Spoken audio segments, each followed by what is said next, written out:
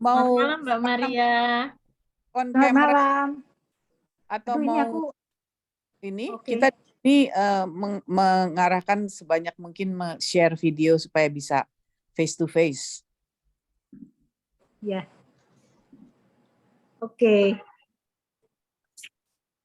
Karena semua juga pengen lihat nih Maria, pengen ketemu Maria. Aku udah kan, udah nih, udah kelihatan. Mukanya Udah belum. Videonya belum nyala, Mbak. Duh, aku udah tuh kayaknya ini udah tak kok stop video. Diklik Mbak stop videonya. Icon videonya di yang ada tanda coretnya diklik.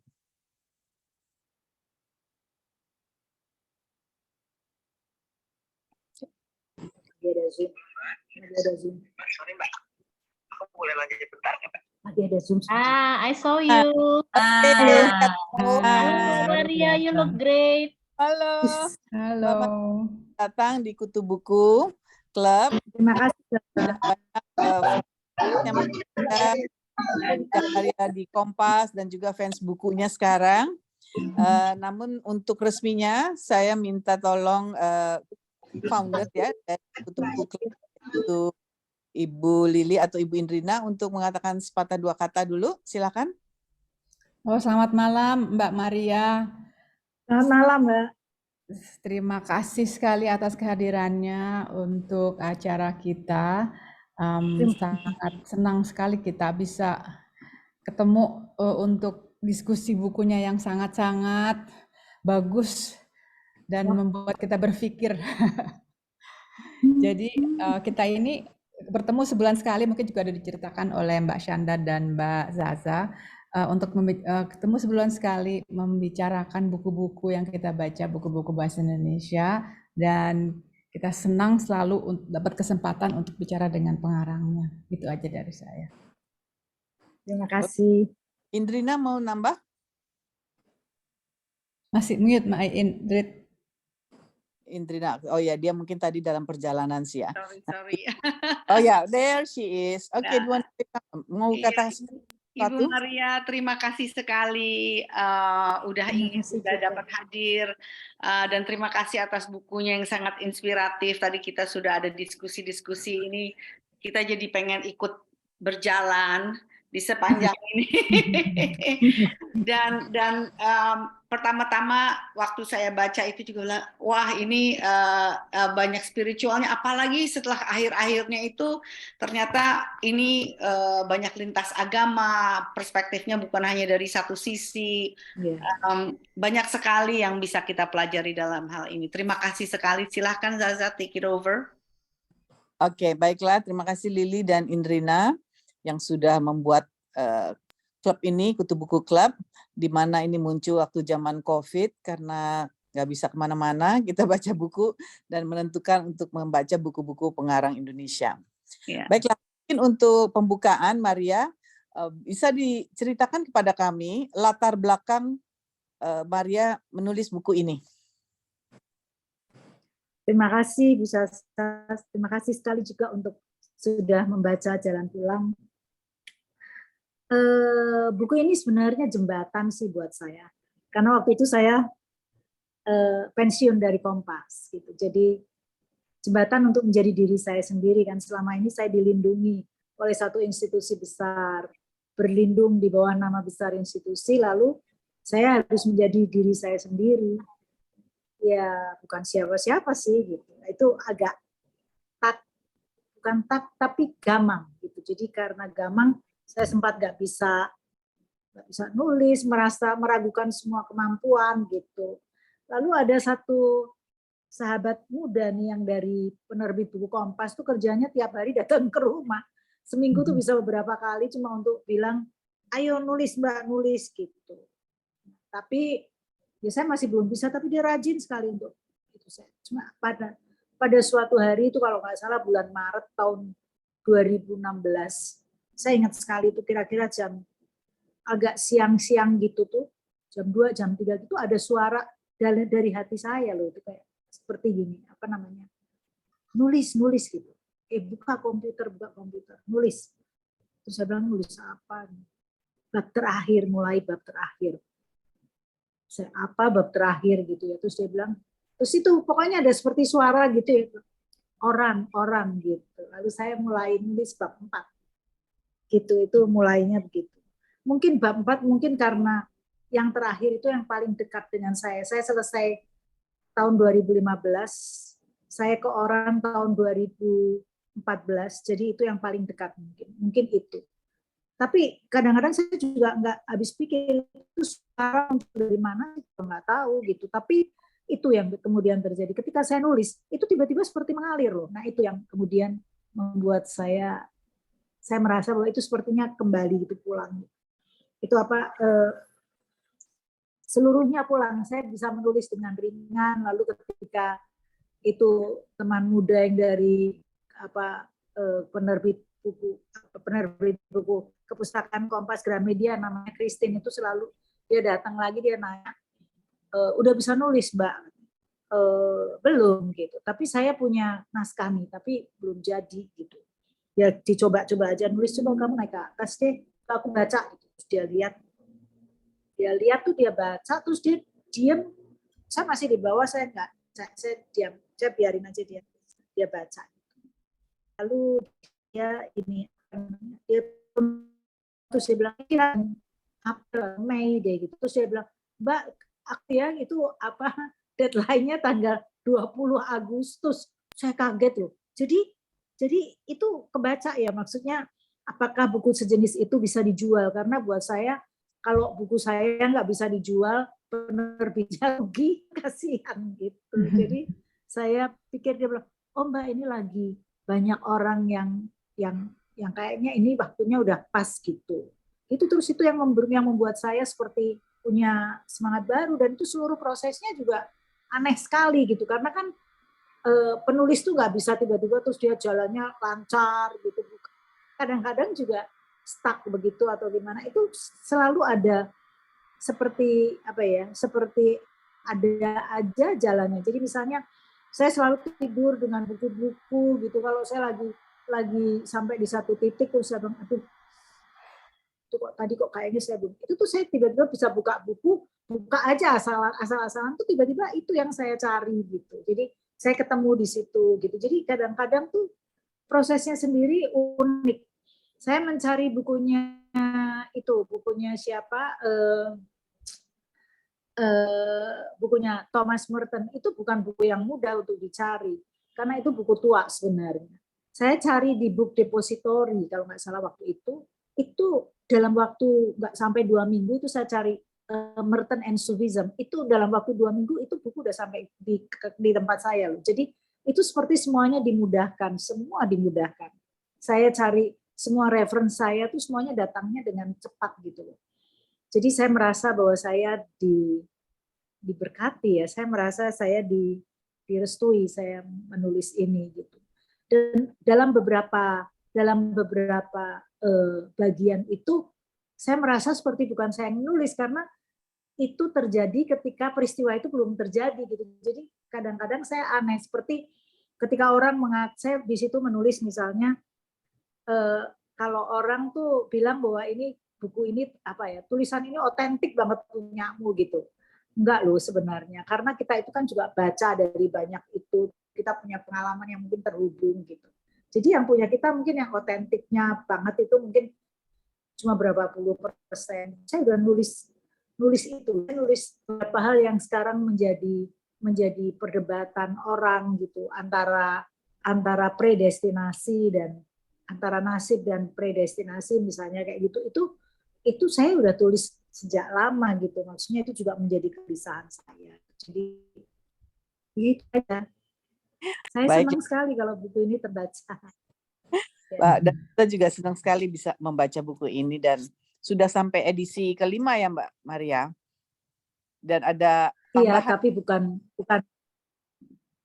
Iya, ada tambahan sedikit waktu masa pandemi itu, karena memang itu betapapun saya juga ada rasa ini ya, seperti gini loh. Oh ini giliran si A si B. Oh ya saya menunggu giliran. Ada tuh perasaan seperti itu. Terus saya bergulat sendiri dengan pikiran-pikiran saya. setiap saat menerima berita teman saya pulang, ini kita nggak bisa pergi untuk ketemu gitu. Itu masa yang sangat menekan pada saat itu. Ya. Bahkan pada saya yang bergulat banyak dengan isu itu, isu kematian dan segala macam, itu tetap membuat saya gentar menghadapi semua itu. Jadi ya itu yang terjadi pada masa pandemi. Lalu saya sebenarnya juga sudah membuat satu cerpen untuk Kompas di masa pandemi. Semuanya terkait sama keresahan kita bersama sih sebenarnya. Karena kan kita di kehilangan banyak teman gitu, orang-orang yang kita kenal kayak gitu. Dan kita nggak bisa datang, kan itu semuanya nggak boleh, semuanya waktu itu udah benar-benar itu yang situasi yang menekan pada saat itu. Saya kehilangan seorang teman bukan karena itu tapi pada masa pandemi juga, dan itu bukan karena itu tapi karena cancer gitu. Teman baik sekali, ya itu juga kehilangan yang sangat ya. Tapi pada saat itu saya nggak menunjukkan itu. Ketika orang menulis beramai-ramai memberikan obituari, saya nggak bisa nulis gitu. Karena saya merasa bahwa itu punya saya sendiri, ya saya mau nulis sendiri gitu, nggak usah mengenang ini. Tapi saya punya banyak kenangan yang kemudian saya tuliskan di situ, proses dia pulang kayak gitu. Baiklah. Oke, terima kasih Mbak Maria. Sekarang memberi kesempatan kepada yang ingin bertanya. Mungkin silakan, siapa yang ingin bertanya, bisa dibuka sesi tanya jawab. Boleh saya Mbak Sasa? Itu ada Mbak Nila duluan deh kayaknya, Za. Oke. Mbak Nila yang udah angkat tangan, lalu Mbak Ade ya, Ade Wur ya. Nggak bisa angkat tangan, sorry. Nggak tahu nih caranya. Baiklah, mungkin Oh, saya urut Inggita. Nila, Mbak Ade, Inggita baru Pradana ya. Oke. Ya, silakan Nila. Makasih Mbak Zaza. Apa kabar Mbak Maria?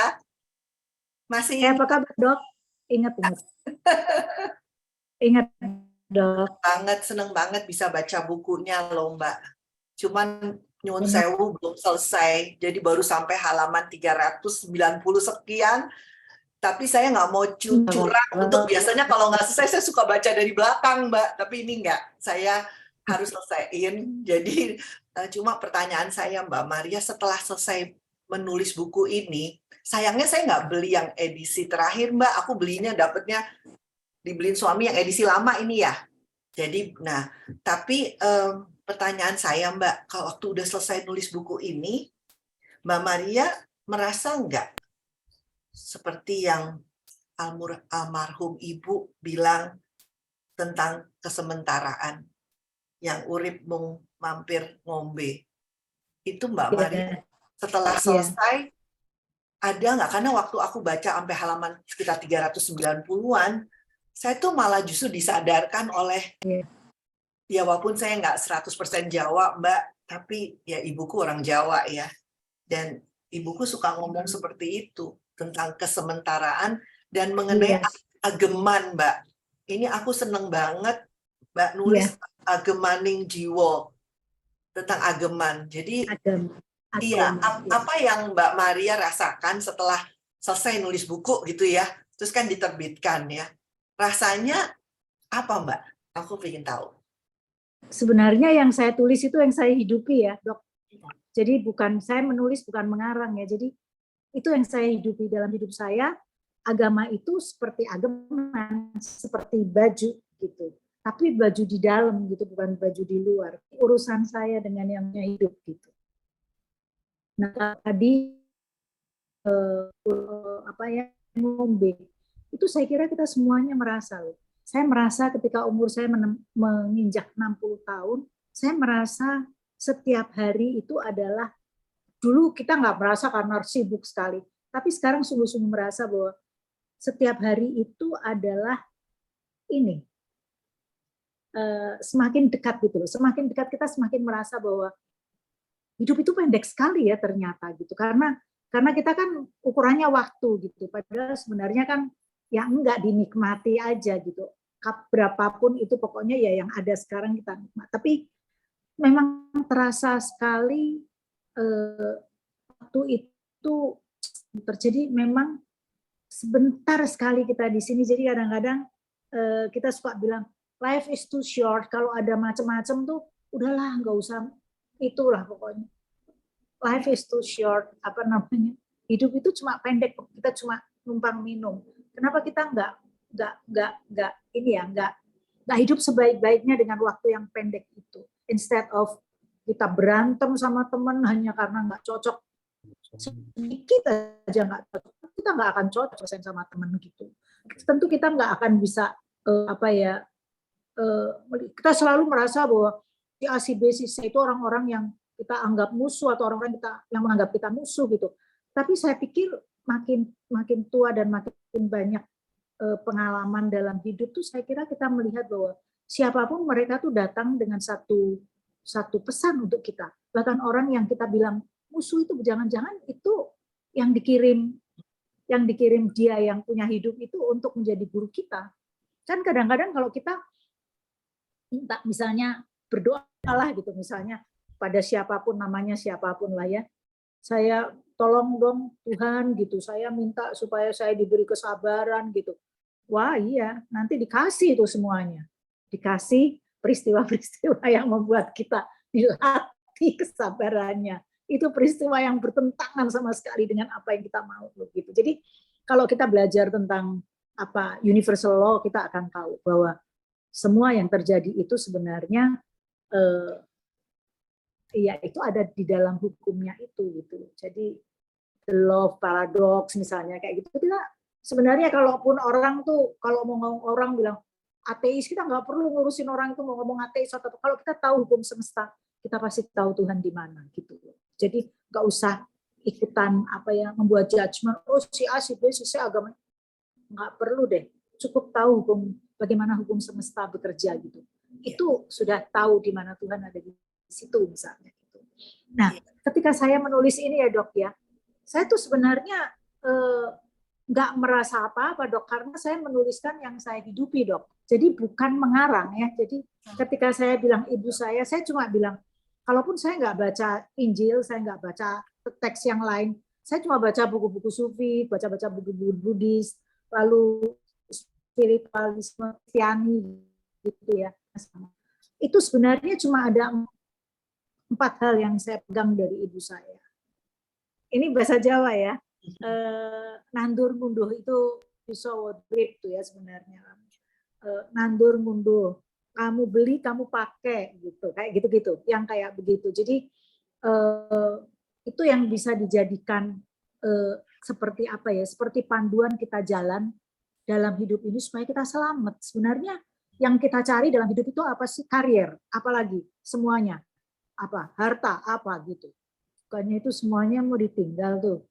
Kan bukannya, maksudnya gini loh, maksudnya ya tentu saja itu penting untuk hidup kita gitu. Tapi yang paling penting itu adalah menurut saya sesudah jalan, saya 9 tahun, jadi saya pikir saya punya pengalaman lumayan panjang. Saya pikir kalau kita bisa melewati hidup ini selamat aja. Selamat itu mencakup semuanya. Kita selamat dalam hidup. Melewati segini, kita bisa melewati dengan baik gitu loh. Itu aja sebenarnya. Mau cari apa lagi? Matur nuwun Mbak Maria, tapi bagus banget bukunya. Mudah-mudahan saya bisa nyelesain ya. Matur nuwun, nanti kita pelan-pelan aja dok, pelan-pelan. Iya. Dinikmati. Iya dok. Bukunya. Baiklah, berikut penanya berikutnya Mbak Ade, Wur. Silakan Mbak Ade. Terima kasih Zaza. Mohon maaf saya tidak pasang video karena signalnya drop kalau videonya saya pasang. Mbak Maria nyuwun sewu. Saya membaca bukunya itu belum selesai Mbak. Saya membaca dari bagian di mana Mbak Maria ke Plum Village. Bertemu dijemput Mas Zaim Muhammad. Ya, saya kebetulan berapa bulan yang lalu membaca bukunya Mas Zaim ini, Mbak. Iya. Kalau nggak salah Mbak Maria menuliskan. Iya, saya menulis pengantarnya ya. Ya.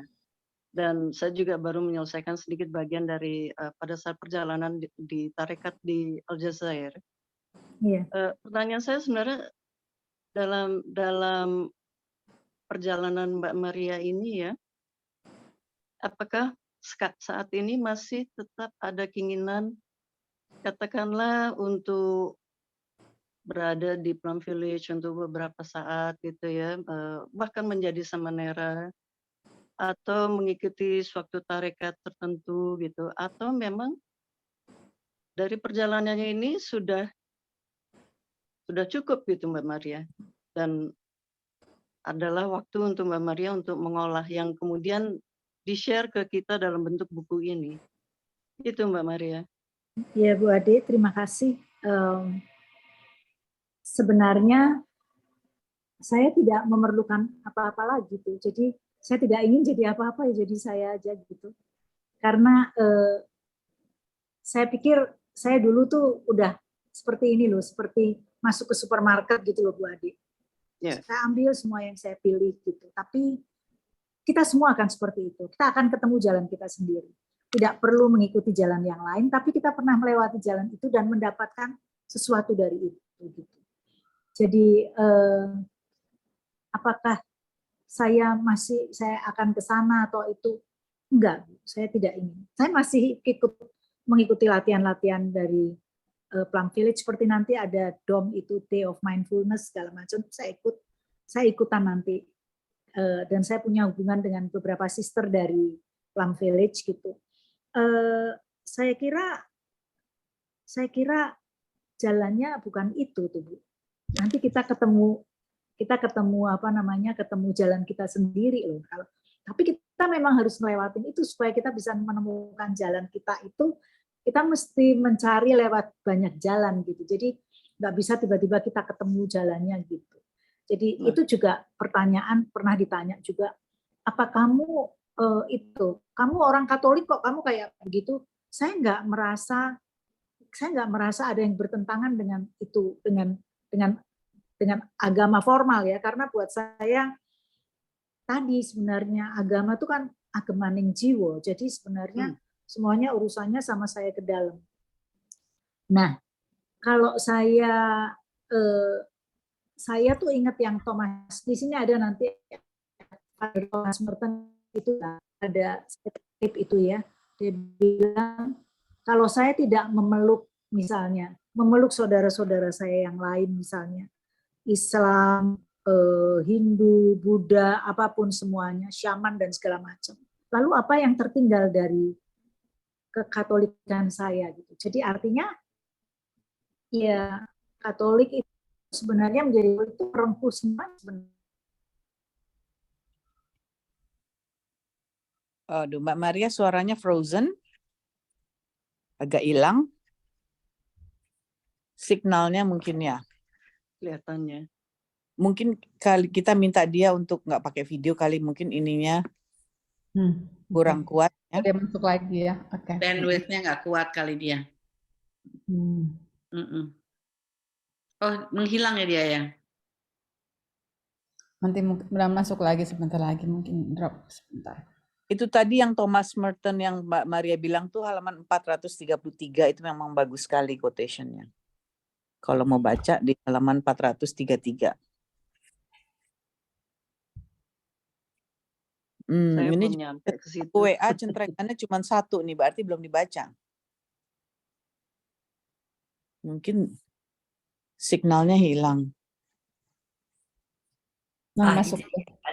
Udah, Masuk okay. lagi, balik lagi.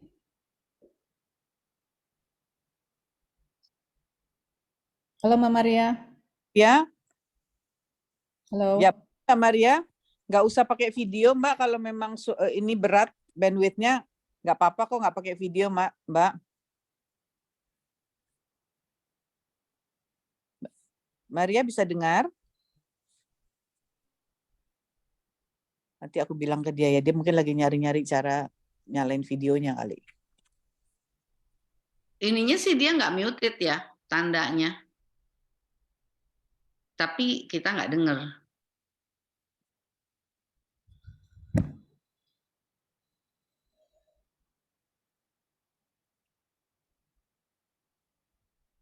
Nah, lempar lagi. Kelempar lagi.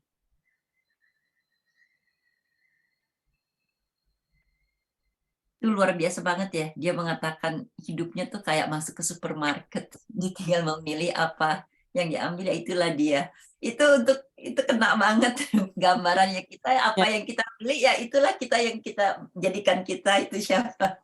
betul, betul. Mm-mm. Simple analoginya tapi make Ya. sense. Mm-mm. Ada juga tapi orang yang sangat pesimis ya, dianggap bahwa dia hidupnya udah benar-benar kayaknya udah terjebak jadi korban, jadi udah itu ada tergantung kan, semua orang sebenarnya tergantung karakternya orang ya. Ada aja yang bilang bahwa saya udah it's the end of my life, that nothing is all just at that end gitu. Bisa aja kan bilang begitu. Enggak, tapi yang menarik ini kan Maria kan karirnya sepanjang hidup di satu institusi. Jadi lama-lama kalau di satu institusi, you lose your identity. Ya. You Bisa become your institution. Ya. When people see you, jadi kalau ketemu dengan Maria, mereka nggak lihat Maria, mereka ngelihatnya Kompas. Kompas ya. Jadi itu yang saya kira itu yang memicu dia untuk melakukan perjalanan untuk mencari diri. Tadi kan dikatakan saya ingin mengetahui diri saya. Itu Maria. Masuk deh sekarang. Sudah masuk lagi ya? Halo, masuk akhirnya. Halo Maria. Kedengeran ya? Ini kenapa ya? Ada terlempar. Mungkin lebih baik di off aja kameranya dulu mungkin ya. Kalau bandwidth-nya nggak usah pakai video juga nggak apa-apa, Mbak Maria, dimatiin aja. Takutnya ininya berat. Bandwidth-nya. Sebenarnya nggak ada apa-apa sih ini. Nggak apa-apa. Coba aja lagi dulu. Seneng sih lihat Mbak Maria bicara juga. Mungkin ini pakai handphone lebih baik. Mungkin kadang-kadang tadi kan pakai laptopnya ya Mbak. Enggak, ya. saya pakai ini, pakai iPad. Saya pakai handphone aja. iPad ya, handphone aja kali mungkin lebih kuat malah. Ya, saya pakai handphone ya. Ya. Ya gitu. Jadi barangkali itu sih jawabannya Ibu. Baiklah. Mungkin mudah-mudahan terjawab ya. Kita tanya Inggita. Makasih. Apakah bisa mendengar suaraku dengan jelas? Bisa. Dengaran ya. Oke, halo Mbak Maria. Halo Inggita. Aku nggak tahu dirimu ingat apa enggak pada diriku, tapi pasti dirimu nggak tahu bahwa pengaruhmu dalam diriku itu besar sekali. Baru pertama jumpa Mbak Maria udah nyuruh, kamu tuh mesti baca buku ini. Dan aku baca dan sejak itu jadi rajin baca novel deh. Jadi bisa jadi anggota buku deh. Anggota paling rajin baca buku Inggita. Jadi tuh gara-gara Mbak Maria ya. Terus udah gitu ada buku ini lagi. Buku Jalan Pulang ini Mbak Maria, ini perannya besar sekali karena buatku ini kayak acuan hidup. Aku baca ulang di bagian terakhir tuh personal banget, dan judul Jalan Pulang itu bagiku adalah sesudah di sepanjang buku ini berkelana di berbagai filosofi, agama, kepercayaan, kembali lagi pulang ke yang terdekat, yaitu yang diajarkan Suwargi, ibundanya Mbak Maria. Itu berpengaruh sekali padaku. Memang banyak sekali keajaiban dan persilangan yang istimewa ya, seperti di buku ini ada perasaan yang sama waktu pandemi, pandangan tentang kematian, kehilangan teman, itu juga aku rasakan, tapi Mbak Maria udah mengungkapkan dengan sangat baik. Bisa panjang nih nanti, kasihan teman-teman yang nunggu giliran nanya. Mungkin kapan-kapan boleh ya Mbak Maria diteruskan. Tapi aku kalau boleh request nih, ada permintaan nih. Kan di halaman 183 tuh ada tulisan tentang halaman berapa? 183. Inggita pecah-pecah. 180. Iya, kenapa? Mbak Maria yang di rumah yang tentang anyway. Iya. Pertanyaannya apa? Yang di rumah. Mungkin ini mohon request maaf. Ya. Ini ada Mbak Maria ada laptop sama iPad sama handphone ya. Mungkin saya kira saya Saya leave Mati. meeting. Ya oke, sekarang saya leave meeting udah.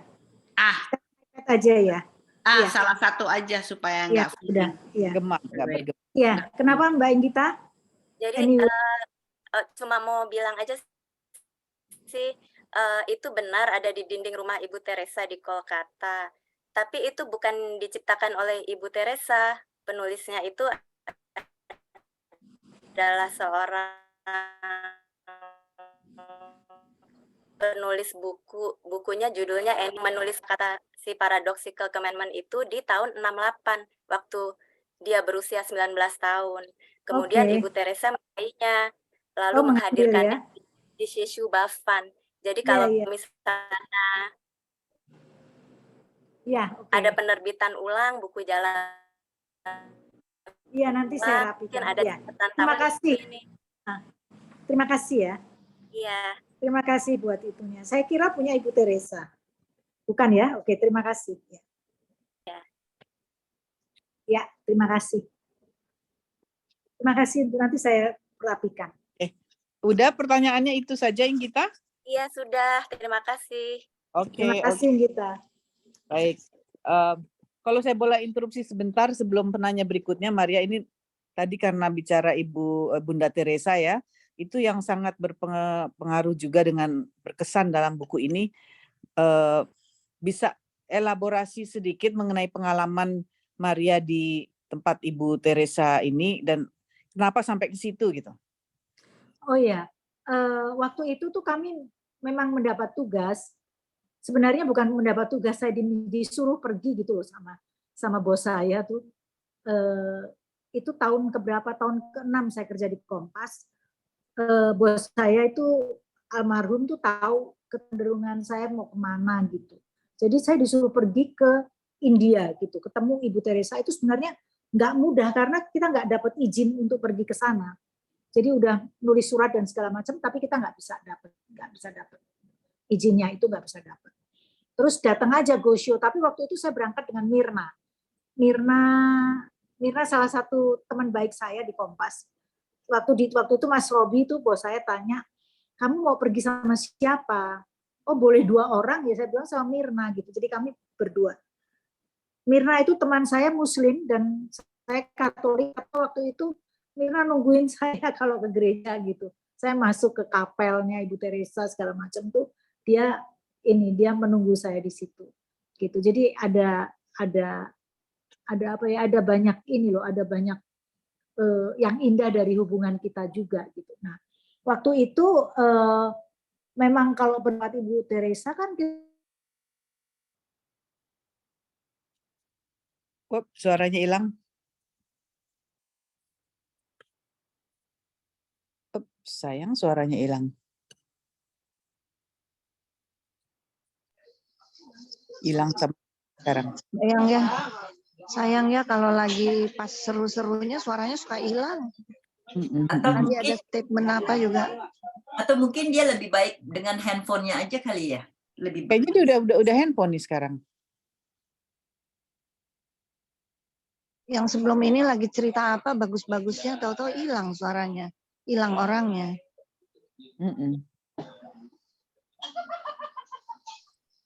Jadi maybe nanti when we have our first ini tatap muka kita undang aja Mbak Maria lagi.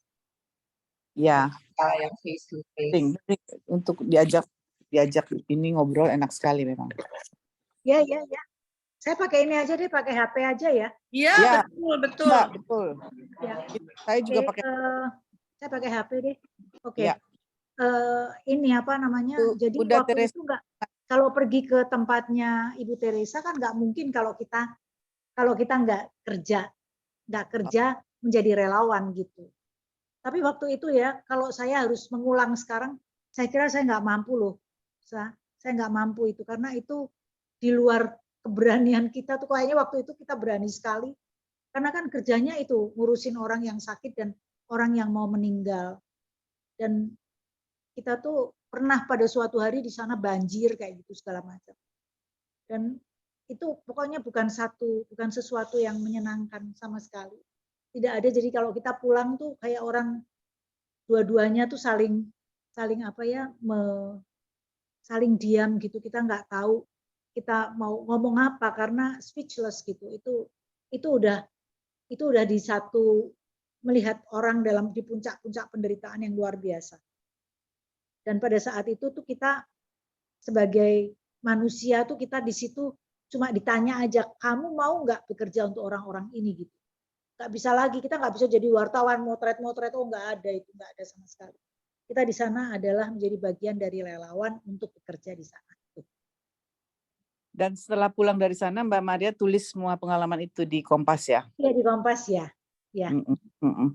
Very touching. Untung diulangi di buku ini lagi, jadi itu pengalaman yang benar-benar berharga untuk kita pelajari juga. Baiklah, penanya berikutnya Pradana. Terima kasih Mbak Sasa.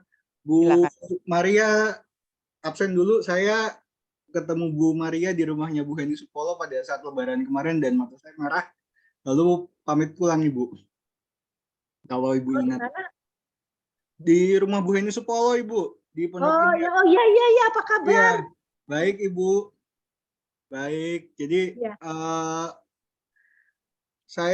yang saya merasa tersentuh dengan Ibu itu di buku ini adalah gini, saya seringkali melihat orang menulis pengalaman spiritualnya itu seperti selfie dalam cerita Ibu. Jadi akunya tuh terlalu banyak. Tapi pada saat saya membaca ini, saya merasa Ibu tuh kayak cerita aja gitu, tapi tidak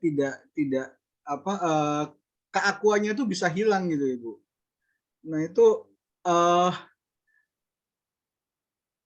tebakan pertama saya sih memang Ibu orangnya humble gitu. Tapi apakah ada penjelasan lain Ibu kira-kira kok bisa ini ya?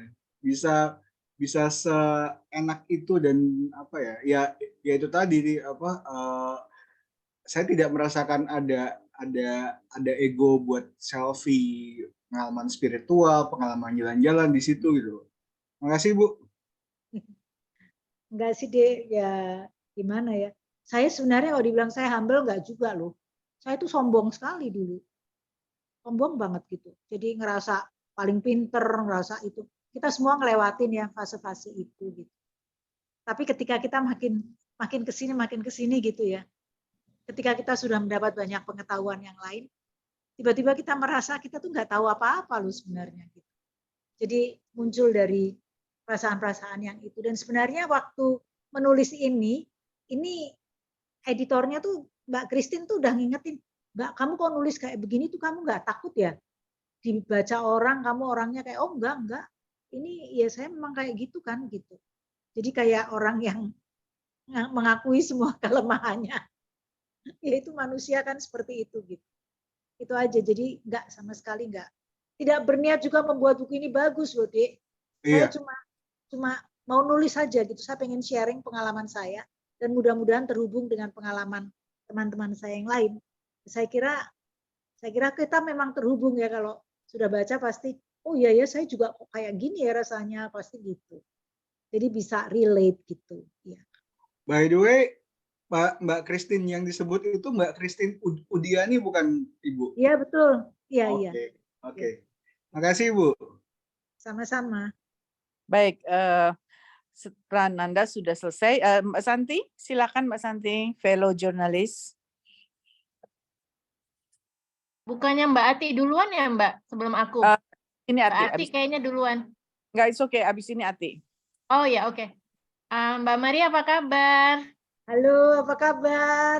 Udah lama nggak ketemu kita ya Mbak. Iya. Mbak, aku maaf bukunya belum selesai baca, tapi aku tertarik sekali sama sekwe Mbak yang tentang rekonsiliasi Islam dan Kristen, khususnya yang menyangkut ada seorang dari Turki ya Mbak, yang di situ yang menyebutkan kan Mbak menyebutkan mitos mengenai Santiago ya. Kemudian ternyata si Turkinya itu yang menyatakan bahwa ternyata tidak pernah membunuh ya, bukan sosok pembunuh, tapi sosok martir gitu ya. Kemudian menyebutkan mengenai Konya juga di situ. Itu Segway itu bisa dielaborasi nggak, Mbak? Kenapa tiba-tiba ada apa mengenai Konya juga, Mbak, dan ada mengenai apa namanya Jalaluddin Rumi di situ. Saya tertarik karena itu agak keluar dari jalur ketika Mbak cerita mengenai Santiago. Dan pertanyaan kedua saya, selama Mbak mengalami pilgrimage ini, apakah bertemu dengan pilgrim yang juga beragama lain selain Kristiani, Mbak? Terima Iya, kasih. terima kasih Mbak Santi. Kalau dibaca tuh ada tuh ketemu sama pilgrim dari Aku belum selesai bacanya, maaf. Kenapa, San? Ketemu pilgrim yang dari Palestina ya. Terus juga kalau dibaca lagi, sebenarnya nggak keluar karena dari awal itu saya memakai kutipannya itu Rumi. Dan dari yang paling awal itu yang mendasari saya menulis ini sebenarnya sebenarnya itu sandaran saya itu adalah Syams of Tabriz gitu. Jadi memang saya berangkatnya dari situ. Bahkan ketika saya jalan kemana-mana itu saya sudah dengan Rumi itu. Saya pergi ke Konya tahun 2016. Saya pergi berziarah ke Konya, ke tempatnya Syams di Konya dan kemudian ke tempatnya Rumi. Tapi Syams sebenarnya bukan di situ makamnya, karena sebenarnya nggak tahu makam Syams ada di mana. Tapi di situ kalau orang Jawa bilang itu petilasan gitu. Saya pergi ke Kars, saya pergi ketemu para sufi dan para sufi laki-laki dan syekha perempuan yang saya jumpai sebelumnya di Mostaganem gitu. Jadi ini sebenarnya tidak menyimpang. Saya bahkan dari awal saya menulisnya Rumi dari awal yang melandasi semua tulisan ini dari awalnya adalah Rumi dan Syams dari Tabriz gitu. Nah, cuma dia sebenarnya ditulis pertama karena dia ada di bagian keempat gitu. Itu sebenarnya ingin menunjukkan bahwa ada benang merah dari tulisan pertama sampai tulisan keempat gitu. Jadi sebenarnya kalau ditanya apakah saya lebih paham mana, saya belajar Sufism udah dari sejak saya SMA, walaupun saya nggak tahu, tapi saya terus-menerus saya tertarik sekali sama Sufism. Sampai hari ini saya masih, dan itu mungkin seperti penghiburan ya, kalau kita sesak atau kita baca aja beberapa buku dari, tidak hanya Rumi sih sebenarnya, saya punya beberapa buku yang lain yang tidak terlalu dikenal ya di sini, tapi itu sangat menarik.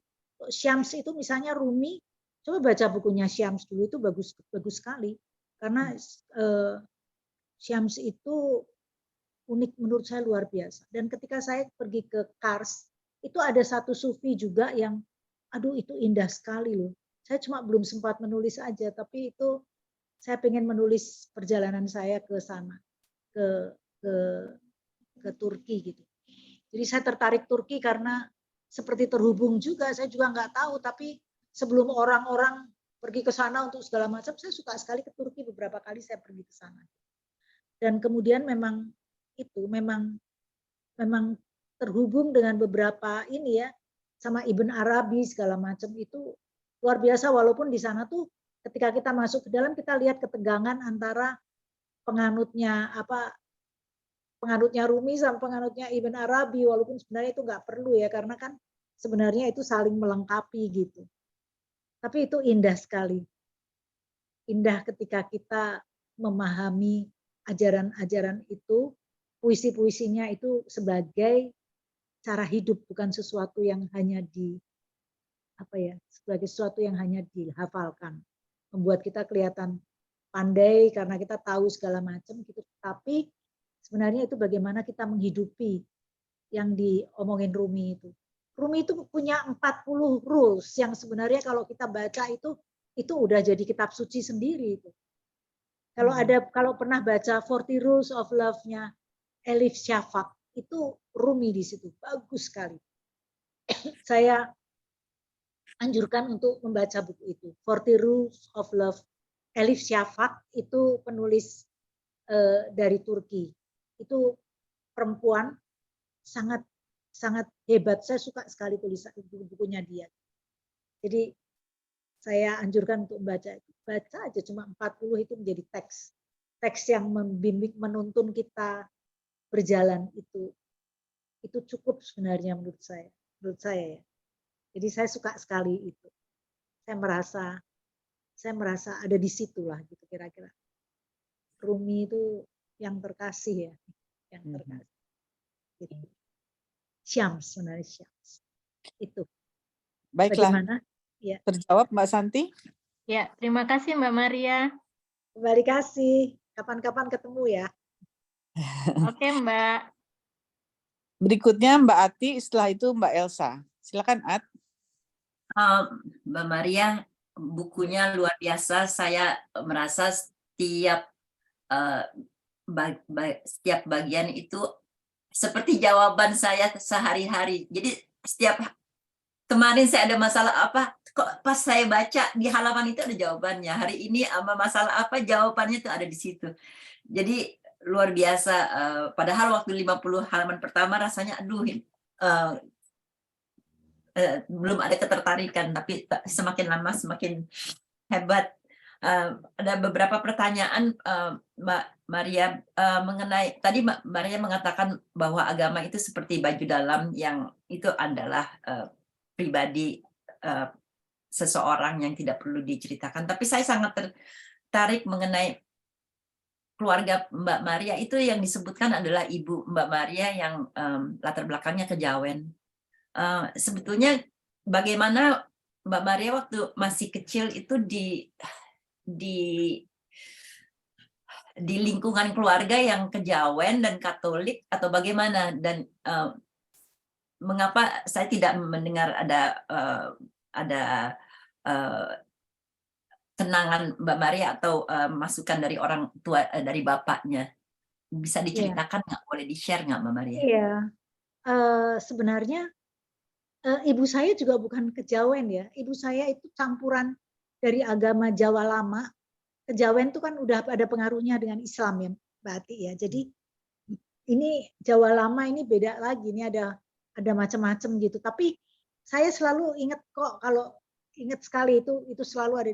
Ibu saya itu sering sekali wiridan. Jadi kalau malam jam berapa itu kalau dia udah masuk kamarnya, saya ingat sekali dia kepalanya begitu-begitu dia bilang, la ilaha illallah. Itu terusan seperti itu. Saya teringat. Jadi kalau misalnya itu selalu ada di dalam kenangan saya. Kalau bulan purnama tuh kita tidurnya di luar, nanti ibu saya tengah malam dia wirid sendiri gitu di bawah bulan begitu. Jadi saya merasa ada beberapa praktek tirakat ibu saya yang menurut saya sangat menarik.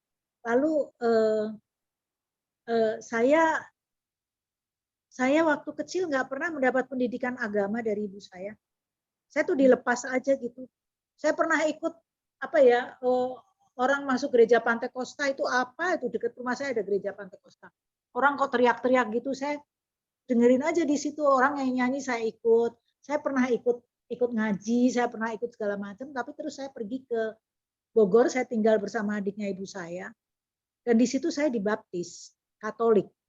Saya sebenarnya juga nggak tahu itu Katolik apa gitu, tapi kok saya seperti ya di situ aja, saya nggak pernah pergi lagi, walaupun saya belajar Buddhisme agak dalam sekali, lumayan belajar yang lain-lain, tapi saya nggak pernah pergi dari situ. Tapi ini kemudian ada jawabannya, nggak tahu Mbak Ati percaya apa enggak ya. Saya pernah ketemu sama seorang teman yang bisa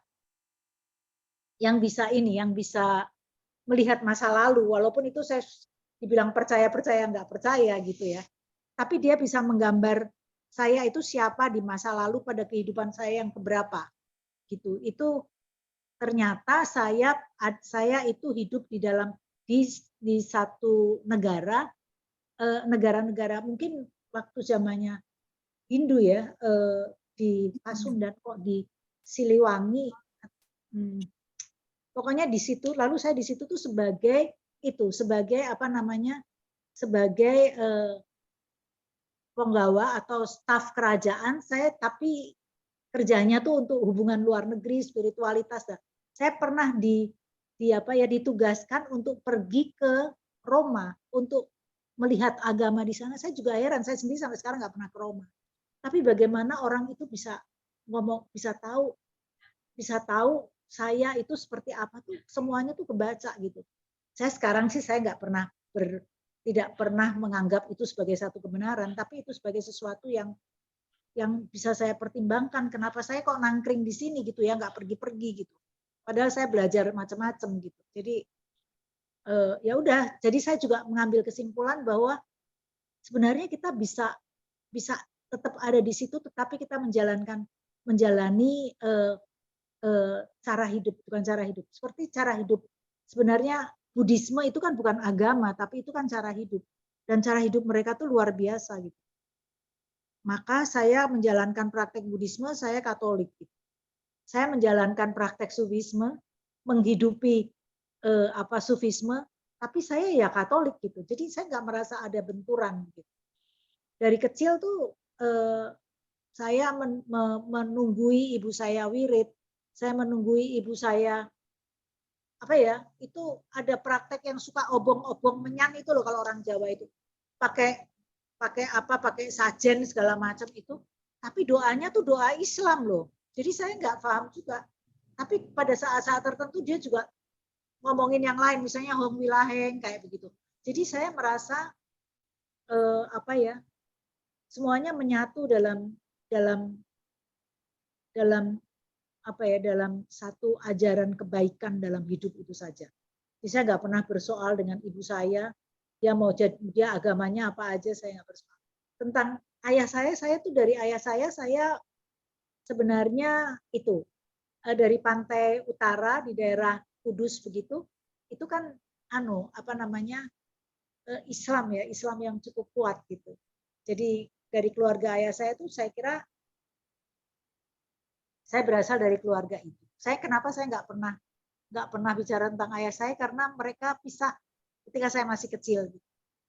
Nah itu yang ketika waktu saya bicara sama ibu saya bahkan nggak pernah kenal keluarga ayah saya. Jadi kalau saya datang, saya pernah ke arah ke Pati gitu, saya lihat satu rumah yang saya tahu itu katanya rumah keluarga ayah saya, tapi saya nggak pernah mau masuk dan nggak penting gitu buat saya. Itu ibu saya selalu bilang nggak usah begitu gitu, katanya kalau misalnya kan selalu saya bertanya kok saya nggak jelas gitu, ini gimana? Ibu saya selalu bilang begini loh, ya yen orang ngono orang ini gitu. Kalau nggak begitu ya nggak begini gitu. Kalau saya masih tetap sama ayah kamu, anak saya 10 dan kamu nggak jadi siapa-siapa, katanya gitu. Jadi sesuatu yang buat ibu saya sendiri, hidup itu cuma harus dijalani gitu. Kamu nggak perlu komplain, ini udah begini. Lalu kalau saya harus menjalani ini, ya kamu nggak usah tanya, nggak semua ada jawabannya. Lakonono wae gitu. Jadi dilakoni aja gitu. Jadi saya kira itu ya. Jadi ada banyak hal yang dari filosofi Jawa itu saya hidup dengan itu, dan itu cukup membuat saya merasa ringan berjalan, itu aja. Ya, itu ya Mbak Hati. Terima kasih sekali untuk ceritanya. Baiklah, terima kasih. Baik, berikutnya Elsa yang jauh-jauh di Washington DC. Silakan Elsa. Halo, selamat malam. Terima kasih Mbak Sasa. Selamat malam Ibu Maria. Maaf, saya belum selesai baca bukunya. Saya cuma mau share sedikit bahwa biasanya kalau saya udah selesai baca suatu buku yang ditugaskan oleh Kutu Buku, saya suka kasih bukunya ke teman-teman siapa aja. Dan seperti juga buku Jalan Pulang ini saya akan kasih ke teman, tapi habis itu saya akan beli lagi. Karena ini jadi panduan banget untuk banyak hal dalam hidup, dan juga sebelum Mbak Maria masuk, kita tadi teman-teman Kutu Buku jadi terinspirasi pengen ke Camino Santiago juga. Jadi karena saya orangnya kalau baca cepat lupa, jadi kalau punya bukunya lagi setelah buku ini yang punya sekarang dikasih ke teman, saya bisa ingat catatan-catatan Mbak Maria. Nah, pertanyaan saya ke Mbak Maria itu adalah logistik, bukan filosofi, tapi Mbak Maria di sana berapa? 1 minggu merasa cukup atau kurang atau lebih? Itu aja. Ini untuk persiapan kita pergi ini. Terima Enggak, kasih. sebenarnya saya nggak pilgrim seperti dalam pengertian orang melakukan ziarah yang jalan kaki betul, bawa barang-barangnya gitu. Saya nggak sanggup karena saya sakit punggung saya dan tidak bisa berjalan dengan baik, kan saya waktu itu jatuh juga di sana. Jadi saya itu berjalan, kita itu di sana itu dengan menggunakan jasa itu agen yang biasa ngurusin soal ini gitu.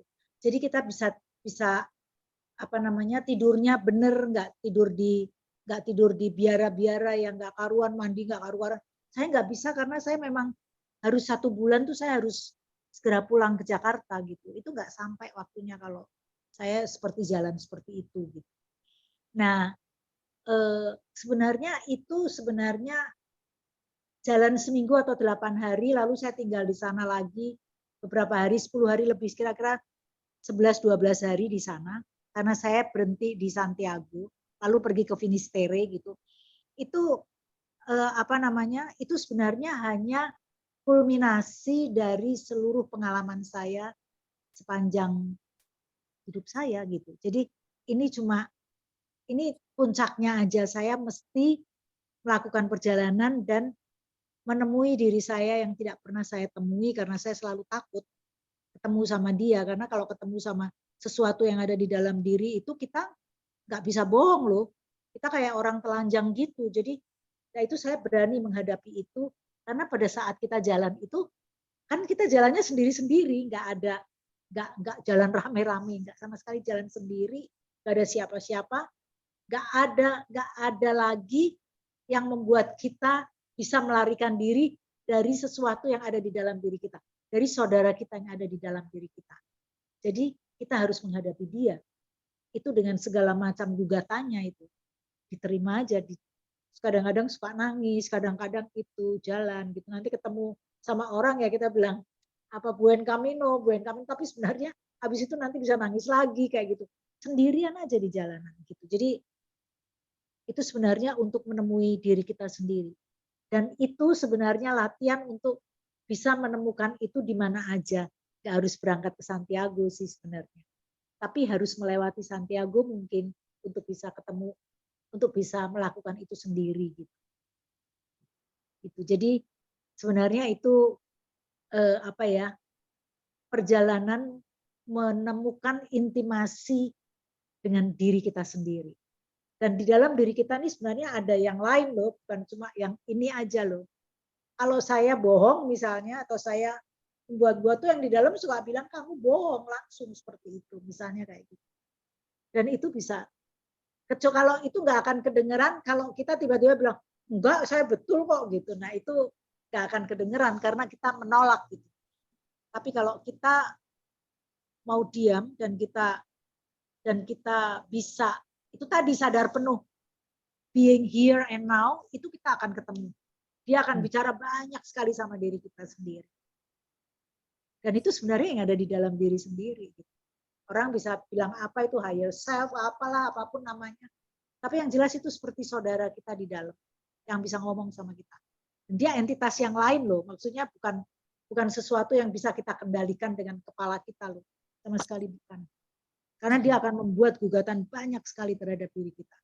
Memaksa kita untuk jujur sama diri kita sendiri. Nah itu berani nggak ketemu itu. Karena ini bukan perjalanan wisata sih sebenarnya. Betul. Ini perjalanan ke dalam. Gitu. Terima kasih. Walaupun jalannya di luar, tapi lebih untuk ketemu yang di dalam. Dan suasananya sangat mendukung. Jalan ke Santiago itu sangat-sangat mendukung. Gitu aja, Mbak. Waktu Mbak Maria pergi bulan apa, Mbak? Oh, September. Saya itu pergi awal musim gugur. Ya. Saya anjurkan musim semi sama musim gugur. Ya. Terima kasih. Baiklah. Sudah terjawab, Mbak Elsa? Iya, terima kasih. Terima kasih. Oke. Berikutnya Mbak Natalia, setelah itu Mbak Mira. Silakan Natalia. Baik. Terima kasih Sasa. Selamat malam Mbak Maria. Selamat malam, baik. Ya, apa kabar? Baik. Mbak Maria, setelah saya membaca buku ini, saya selesai membacanya, saya merasakan bahwa pengalamannya Mbak Maria itu hanya menegaskan kepada saya betapa sia-sianya kita berdebat, berperang soal agama dan kepercayaan. Buku Mbak Maria menegaskan bahwa soal faith itu sangat personal. Perjalanan ke dalam diri itu hanya kita sendiri, kita yang tahu. Yang satu observasi. Yang kedua, kembali lagi ke ibunya Mbak Maria. Yang saya dapat juga setelah saya tutup buku ini, komentar pertama yang muncul di batinku, wah geletek, pergi jauh-jauh, ya. Akhirnya kok sebetulnya apa yang dicari itu semua sudah ada di ibu. Persis. Jadi itu yang saya dapat. Dan kembali lagi seperti Mbak Maria katakan, kita sebetulnya nggak perlu jauh-jauh jalan kemana-mana. Kita bisa menjalankan jalan ini dimanapun kita berada. Tapi yang itu ngeletek. Ternyata jalan hidup, wisdom ibu itu adalah kulminasi dari semua pengetahuan percakapan yang Mbak Maria alami dalam perjalanan. Jadi apakah itu juga yang dirasakan oleh Mbak Maria? Oh, ngeletek, jebule gitu. Kalau bahasa Jawa Timurnya gitu. Iya. Terus yang terakhir, semoga nanti dalam edisi yang berikutnya Mbak Maria bisa juga dicantumkan bibliografi. Karena references-nya yang digunakan oleh Mbak Maria itu banyak sekali. Iya. Dan itu akan sangat membantu kita-kita yang ingin misalkan mempelajari lebih dalam beberapa aspek yang Mbak Maria. Itu saja komentarku. Terima kasih sekali lagi sharing perjalanan pulangnya Mbak Maria yang demikian personal dengan kita semua. Iya. Terima kasih Mbak Natalia, terima kasih untuk masukannya juga. Kalau yang soal itu tadi saya boleh menanggapi sedikit.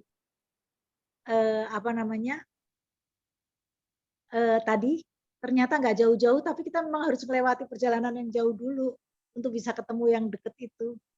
Ini kan paradoksnya seperti itu. Itu aja Mbak. Ya. Kalau soal bibliografi itu saya kira karena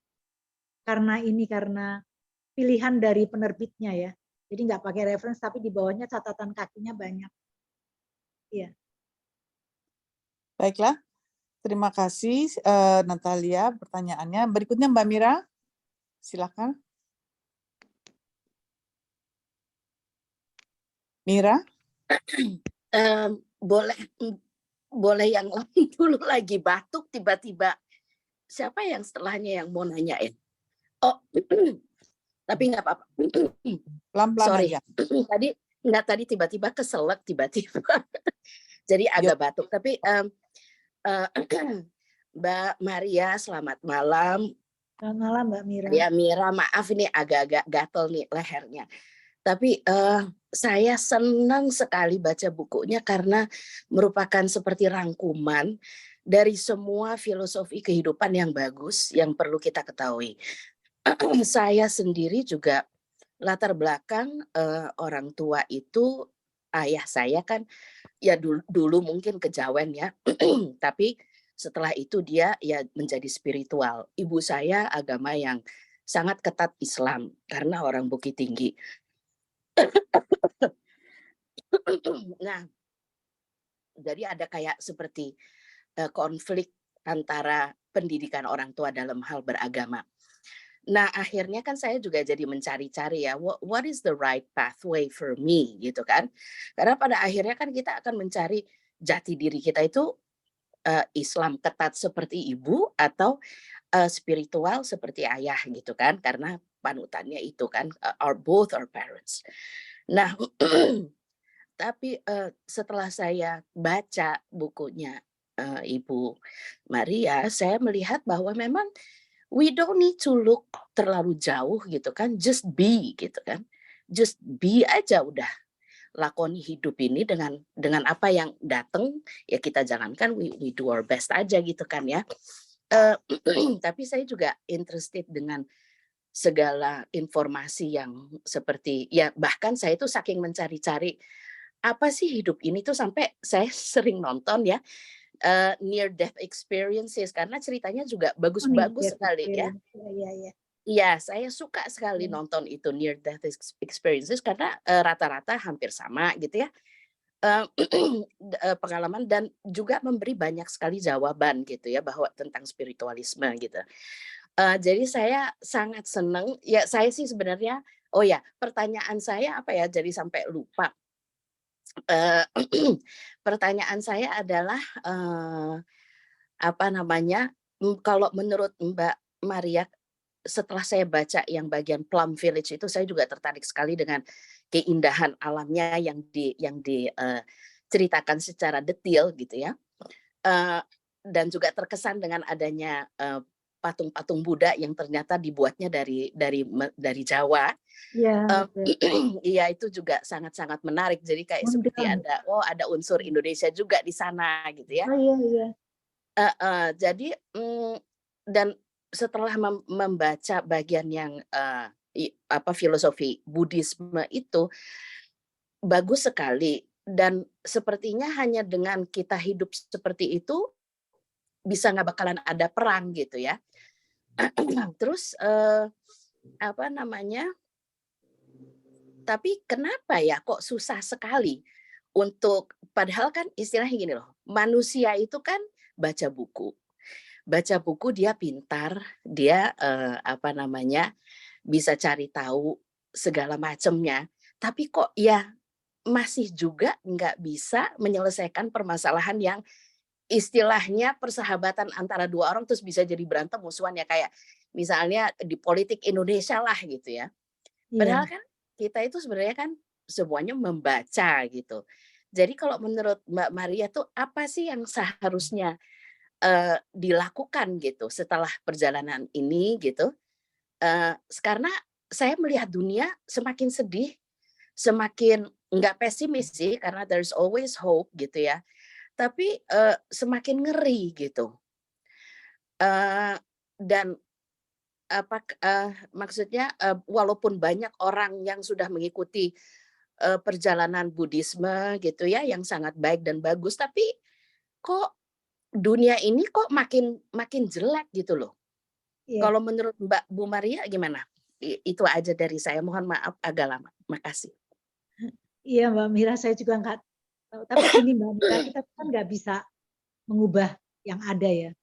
Kita paling mengubah pandangan kita tentang itu. Dan kita juga nggak bisa melihat, nggak bisa bilang kok kamu kok orang itu kok terus-menerus seperti itu ya. Saya kira setiap orang punya perjalanannya, entah sampai atau enggak pernah sampai, ya itu perjalanan mereka. Lalu kenapa itu selalu begitu? Saya kira karena kita dikuasai sama ego yang luar biasa ya, ego itu yang itu dan ini, dan apa namanya itu loh, otak reptilian itu loh, itu saya pikir yang itunya masih kekuasaan dan segala macam, walaupun nggak seluruhnya buruk juga karena itu kan untuk bertahan juga, tetapi itu kalau itu menguasai ya itu sebenarnya mengerikan. Saya kira lebih karena ego dan kekuasaan sih, dan itu sebenarnya godaan terbesar dari manusia tuh itu. Jadi kalau mau melihat apa godaan yang paling besar itu sebenarnya bukan yang lain-lain di tingkat yang sangat subtil itu, ya itu kekuasaan, uang segala macam itu adalah godaan yang terbesar. Dan orang pasti akan mau di situ terus untuk bisa dapat semuanya. Orang udah nggak peduli lagi itu punya siapa. Makanya tadi kalau saya bilang itu apa namanya, kalau kita paham aja yang namanya hukum semesta, orang nggak akan berani loh melakukan segala hal yang seperti itu. Karena sebenarnya kalau kita misalnya nih ya, kasarannya ini ya Mbak Miraya, ini dari pengalaman saya. Kalau saya misalnya mencuri, saya mencuri 1 perak aja ya, orang nggak tahu saya mencuri, itu saya besok bisa kehilangan lebih dari 10 perak loh. Atau saya punya janji, saya mau ngasih teman saya 10 perak. ketika besok saya udah punya uang, saya bilang sayang amat 10 perak dikasih sama dia. Kan kalau saya mau kasih 5 perak juga dia nggak tahu gitu. Lalu saya kasih 5 perak. Besoknya lagi saya akan kehilangan 25 perak misalnya. Kalau seandainya orang tahu itu, bahwa apapun yang kita lakukan, itu kita harus bayar gitu. Itu seharusnya, mestinya orang nggak berani ya gitu. Tapi ternyata manusia tuh ternyata berani sekali loh. Berani sekali. Jadi ya memang, kalau itu terjadi ya memang mungkin memang harus, kalau orang Jawa bilang, ya kuwi lakonnya dia, jalannya dia terserah gitu. Kita cuma lihat aja, cuma bisa ngeliatin, toh kita nggak bisa ngapa-ngapain kalau politisinya begitu. Walaupun nanti yang akan dikorbankan tuh kita. Itu sebabnya kalau kita udah nggak bisa apa-apa, misalnya karena situasinya, kita mudah-mudahan yang sekarang mudah-mudahan ya lebih baik, mudah-mudahan. Amin. Ini saya kira kalau kita punya waktu untuk meditasi, mungkin mengirimkan energi baik bersama-sama, itu saya kira bisa mengubah situasi. Jadi kita nggak bisa menyuruh orang, Bu, jangan kayak gitu, kayak gini, nggak bisa deh. Karena setiap orang tuh punya kadar egonya tuh kita nggak bisa ngukur gitu, nggak bisa ngukur sama sekali. Dan saya kira apa yang sedang kita lihat di luar itu sebenarnya juga menunjukkan beberapa hal yang ada di dalam diri kita loh. Jadi kalau kita misalnya masih lihat orang itu kayak gitu, oh jangan-jangan saya juga masih ada loh yang seperti itu. Oh, saya lihat orang-orang yang misalnya sudah ada di kekuasaan. Pada awalnya biasa, tapi nanti lama-lama juga. Pokoknya kekuasaan itu kan power tend to corrupt ya. Jadi memang yang seperti itu yang harus hati-hati sekali ketika kita punya kekuasaan. Itu mau dipakai untuk apa? Kekuasaan penting untuk apa ya? Untuk bukan power over, tapi power to do, untuk melakukan sesuatu, membuat rakyat lebih baik, masyarakat lebih baik, orang-orang di sekitar saya lebih baik, misalnya kayak. Jadi bagaimana kita itu dengan kekuasaan. Tapi saya juga nggak bisa punya tips atau apa untuk menanggapi situasi yang sekarang tuh saya nggak tahu, karena kalau saya cuma lihat aja, paling kalau lihat orang itu ya paling tersenyum. Kalau saya nggak mau, saya nggak pengen nonton TV, nggak pengen apa, saya hampir nggak pernah nonton TV kalau udah perdebatan dan segala macam, kayaknya nggak ada gunanya juga buat saya gitu. Kalau misalnya tentu saja kita ngikutin politiknya bagaimana, analisisnya apa gitu, penting. Tetapi kalau orang sudah mulai berdebat di televisi dan aduh itu kayaknya nggak banget gitu untuk diri kita sendiri, dia nggak akan memberi apapun buat kita. Kasihan diri kita sendiri yang mesti punya itu untuk menjaga supaya kita tetap waras di tengah-tengah yang seperti ini loh, Mbak Mira gitu. Dan itu yang terutama, menjaga kewarasan, Mbak. Gitu. Iya. Mudah-mudahan menjawab. Sorry, Mbak, saya nggak bisa jawab. Iya, betul sekali dan setuju sekali Bu Maria mengenai kita tidak bisa mempengaruhi orang lain. Wong anak kita sendiri aja kita nggak bisa kok. Kita bilang oh bagusnya begini, tapi tetap mereka mencari ya harus kena batunya lah istilahnya kan gitu ya. Jadi mungkin dengan dengan manusia pada umumnya juga sama, mereka harus melalui apa yang mereka harus melalui gitu ya. Ya baik, makasih banyak. Selamat malam. Terima kasih Mbak Mira. Baiklah, udah 1 jam kita. Apakah masih mau diteruskan atau sudah cukup? Mungkin satu pertanyaan pertama Mbak Maria. Maria pernah sempat mengatakan bahwa banyak anak muda juga yang tertarik terhadap buku ini. Karena tadinya kita pikir ya mungkin yang sudah agak berumur yang suka sama topik seperti yang Mbak Maria tulis ya. Tapi ternyata Mbak Maria bilang banyak juga anak muda yang suka buku ini. Bagaimana itu? Saya tuh melihat ya, saya ini pada masa ini sebenarnya banyak sekali anak-anak muda yang sebenarnya yang muda itu umurnya, tapi usia jiwanya itu tua. Jadi banyak sekali old soul yang muncul di bumi ini, dan saya juga heran kok ini ada anak-anak luar biasa, pikirannya melampaui yang orang tua gitu. banyak orang tua yang tetap jadi kayak anak-anak, tetapi banyak anak muda atau bahkan anak-anak yang pikirannya jauh ke depan, jauh visioner kayak gitu. Saya kira ini memang udah waktunya ya, maksudnya sudah waktunya dunia tuh mesti berubah gitu, mungkin seperti itu, karena saya lihat banyak sekali anak-anak muda yang luar biasa pemikirannya, saya sendiri sampai kaget-kaget loh. Wih, ini old soul banyak sekali di mana-mana gitu. Cuma ya itu kadang-kadang mereka dapat tempat apa enggak, atau mereka ada di kelompok-kelompok mereka sendiri kecil-kecil gitu, tapi itu makin banyak loh. Jadi sebenarnya buku ini nggak terlalu istimewa kalau ada anak-anak muda yang baca. Saya sebenarnya nggak tahu, tapi teman-teman saya yang bilang misalnya dia ketemu di kafe ada anak muda baca buku Jalan Pulang, sampai dia bilang, saya kaget loh Mbak, katanya gitu. Oh iya toh, syukur. Tapi ternyata ada anak-anaknya teman saya yang juga baca buku ini, saya, wih, hebat juga ya nih anak-anak ini, lalu bisa berdiskusi loh. Dan berdiskusi, dan mereka tuh sangat tajam melihat banyak hal dalam hidup ini. Jadi saya pikir saya banyak juga belajar dari anak-anak muda itu, dan bahkan dari banyak anak-anak yang luar biasa saat ini. Dan saya juga ketemu beberapa anak yang luar biasa, sampai saya takut. Jadi bisa lintas generasi ya. Nanti saya suruh anak saya juga baca buku ini. Baiklah, Indrina, mengangkat tangan silakan. Ini mungkin bukan pertanyaan tapi sedikit komentar aja. Tadi Mbak Maria bilang bahwa kalau perjalanan perjalanan ini adalah bukan perjalanan wisata ya, tetapi ini benar-benar perjalanan ke dalam introspeksi diri sendiri. Mengingatkan saya juga beberapa teman saya ini, khususnya yang di India ya, baru saja menyelesaikan Vipassana Retreat, ya di mana mereka 10 hari tidak boleh berbicara, tidak dengan siapapun. Jadi hanya meditasi, chanting selama 10 hari, dan mereka bilang ini dalam sesi itu mereka banyak menangis, banyak introspeksi diri sendiri. Mereka mengajak saya tidak berani.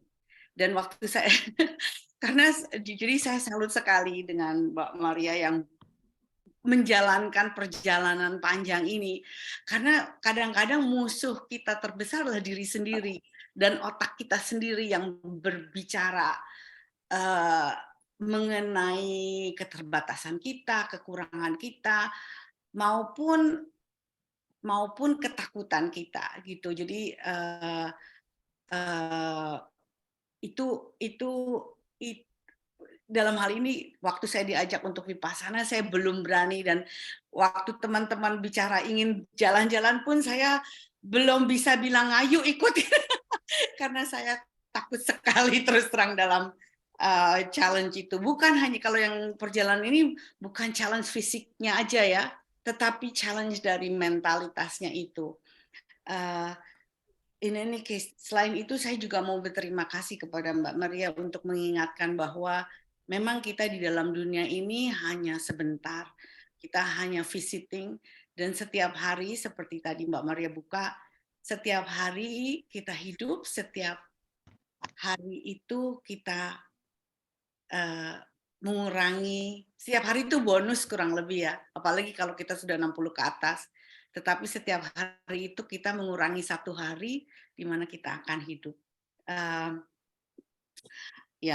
Very powerful book, sangat bukan hanya inspiratif, tetapi ini akan menjadi banyak untuk spiritual guideline saya. Terima kasih sekali. Terima kasih Bu. Terima kasih. Baiklah, ada lagi yang ingin bertanya?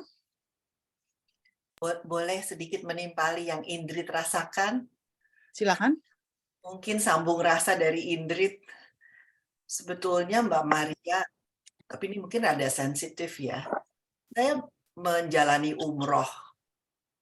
Tapi waktu saya baca bukunya Mbak Maria yang Camino, masih yang pertama ya ini kan, saya baru merasakan bahwa memang betul perjalanan kan aku menjalani jalan yang Mbak Maria bilang, lalu jalan itu berjalan di dalam diriku sepanjang waktuku. Aku nggak terlalu merasakan sesuatu yang luar biasa waktu aku umroh, terus terang. Karena terlalu rame ya. Iya, iya. Jadi saya selalu mempertanyakan, saya mualaf Mbak, saya dulu Kristen dan saya masuk Islam, tapi pas ada reasonnya, tapi saya nggak pernah merasa saya pindah agama, saya merasa lebih kaya, karena saya bisa dua-duanya. Nah, tapi ayah saya dari keluarga pendeta, ibu saya Islam, dari turunan Sunan Gunung Jati malah.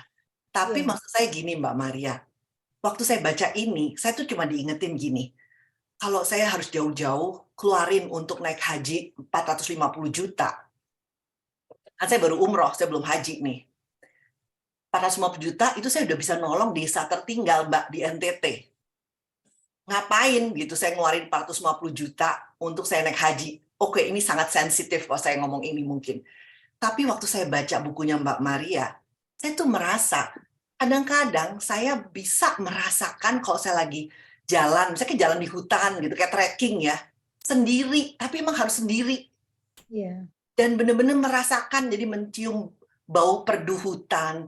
Waktu itu kebetulan cuma deket lah, cuma di mana tuh Sukabumi, sana lah masuk-masuk gitu belusukan ya. Tapi sendiri dan merasakan kedekatan kita gitu yang namanya betul-betul sama yang mungkin yang menciptakan kita, tapi rasa itu luar biasa. Jadi saya bisa ngerti namanya anak suka kerajingan naik gunung tuh, Mbak Ai juga sekarang naik gunung. Kayak anak keponakan saya juga ada banyak naik gunung. Saya rasa kita mencari diri kita ya Mbak. Jadi mungkin kalau dibilang nggak usah jauh-jauh, ibunya juga dulu ngasih tahu. Tapi kalau ibu ngasih tahu kan biasanya kita nggak dengerin ya Mbak. Iya, tapi kalau kita harus melewatin sendiri, mungkin nggak usah jauh-jauh saya naik haji ngeluarin 450 juta. Tapi mungkin saya hanya pergi aja ke satu hutan dan saya sendiri, saya jalanin. Mungkin saya betul-betul menemukan yang maha kuasa dalam diri saya. Dan terus terang buku ini menyemangati saya, Mbak. Jadi sorry ini sensitif. Ini direkam ya. Tapi maksudnya mungkin itu pandangan saya yang saya mempertanyakan pilgrimage di agama saya sekarang katanya ya. Jadi untuk saya adalah lakoni yang seperti tadi Mbak Maria bilang, dan saya senang dengan Rumi, tapi saya senang ini diawali dengan meniti yang Mbak Maria bilang, it's your road, ini Rumi yang bilang ya, and yours alone, ya alone, others may walk in it with you, tapi but no one can walk it for you. Jadi mungkin ini benar-benar ngingetin saya, begitu buka aja saya langsung, iya ya, saya tuh bertanya-tanya. Soalnya saya suka ditanya, ini ngapain aja sih lo? Udah umur 61, belum naik haji. Tapi udah pergi terus ke Paris, ke London kali, kemana. Tapi kok nggak naik haji gitu ya? Itu kan selalu pertanyaan yang kadang-kadang datang ke saya dari teman-teman saya. Dan saya bilang, kalau saya harus keluarin 450 juta, enggak deh gitu ya. Mungkin seperti itu Mbak. Dan terima kasih banget Indri mengangkat sesuatu yang saya sama-sama rasakan. Dan terima kasih untuk buku ini, Mbak. Pokoknya sangat terima kasih. Matur nuwun. Terima kasih, Dok. Terima kasih juga sudah membaca. Baiklah, masih ada yang ingin bertanya. Tadi Halida suaranya bocor. Mungkin Halida mau tanya? Mbak Halida? Lagi di perjalanan kayaknya ya. Angelik mau tanya. Oh ya, Angelik. Silakan Angelik. Thank you. Bu Maria, terima kasih banyak untuk bukunya. Sangat menginspirasi. Mungkin tadi juga sudah dengar dari teman-teman sih. Tahun 2018 kemarin, saya sama ada 2 teman saya, itu kami melakukan perjalanan Camino Santiago ini. Tetapi setelah waktu saya baca bukunya Ibu Maria, tuh saya, kenapa lu nggak nyari bukunya dulu gitu loh, waktu sebelum jalan gitu, karena detail banget dan ceritanya itu benar membuat saya teringat lagi ke perjalanan saya yang waktu itu, dan ngerti banget gimana rasanya kalau yang duduk di kapel, terus yang rasanya sunyi, yang rasanya hening, terus di sana juga sih saya waktu itu pernah mengalami, saya lupa kalau nggak salah yang antara Palas del Rey ke Arzua waktu itu, ada satu kapel kecil, cuma nyalain lilin aja di situ, tapi terus saya bisa terus nangis sesungguhkan kayak gitu, nggak tahu kenapa gitu. Terus ada juga yang macam-macam lah. Padahal waktu itu sih perjalanan Camino itu maksudnya nggak sedalam kayak Ibu Maria gitu. Waktu itu saya pikir hanya untuk liburan, malah cuma pergi jalan-jalan bertiga sama sahabat. Tapi benar-benar juga pengalaman yang dirasakan itu luar biasa. Kemudian waktu saya baca juga buku Ibu, awalnya nggak ngerti tentang apa sih maksudnya jalan pulang gitu. Tapi ternyata yang oke gitu. Jadi untuk mencari pencerahan ke diri sendiri itu. Dan saya suka banget yang waktu baca tentang tulisan yang di bagian yang di Lourdes itu, yang Ibu lihat di dinding ada tulisan yang dari apa, yang kata-kata dari Ibu Teresa itu, Madam Teresa, terus yang kejadian ke waktu kegiatan Ibu yang di Kalkuta juga situ untuk ngurusin orang-orang yang sudah mau meninggal. Iya. It's amazing. I salute you. Kupikir mungkin kalau aku masih muda juga masih diberi kesempatan, mungkin pengen ngerasain seperti yang itu pasti once in a lifetime banget. Iya. Thank you so much. Ya, thank you so much untuk sharing perjalanannya sampai segitu detailnya. Saya seperti merasakan membaca suatu buku filosofi, buku filsafat. Keren banget Ibu. Terima kasih. Terima kasih Mbak Angelique. Terima kasih, Staf. Baiklah, ada yang ingin bertanya atau berkomentar lagi? Jika tidak, mungkin ada yang mau bantu kita foto bersama sebelum ini ditutup, sambil memegang bukunya kalau ada. Bu Maria sebelumnya mesti kelihatan juga tuh mukanya. Oh, iya. Maria muncul dulu sebentar biar bisa difoto. Ya. Ada yang Mas? bisa screenshot nggak? Aku lagi nggak. Boleh deh. Saya bantu. Screenshot bisa ya? Oke. Ini slide 1. Oke. Terus slide kedua. Oke. Slide ketiga. Oke. Kamu sendiri nggak pegang bukunya, Pradana? Mencet 2, Ibu. Tangannya penuh ya. Mencet 2. Ini bukuku sih. Kalau ada yang mau bantuin gantian, nggak apa. Oke, aku bisa kok. Bisa pegang buku sambil ini. Yeay. Terima kasih. Iya, terima kasih. Terima kasih. Aku juga ingin terima kasih kepada Inggita yang mengusulkan buku ini dan untuk Zaza moderating this. Very nice. Iya. Terima kasih Mbak Inggita, makasih Bu Maria, makasih Zaza. Terima kasih semuanya. Oke, baiklah. Kita akhiri sesi ini. Terima kasih Maria, terima kasih teman-teman. Mungkin suatu saat kita akan atur bagaimana kita bisa bertemu Kopi Darat dengan para penulis yang pernah kita undang di acara Kutu Buku ini, sehingga kita bisa temu muka, benar-benar temu muka. Nanti diatur suatu waktunya oleh Indrina sama Mbak Lili ya. September kira-kira ya. September. Nah, itu Mbak Maria nanti di ini ya, September kita kasih tahu lagi tanggalnya ya. Mudah-mudahan bisa hadir. Baiklah. Terima kasih teman-teman. Sampai ketemu bulan depan. Terima kasih semua. Selamat istirahat. Selamat istirahat semua.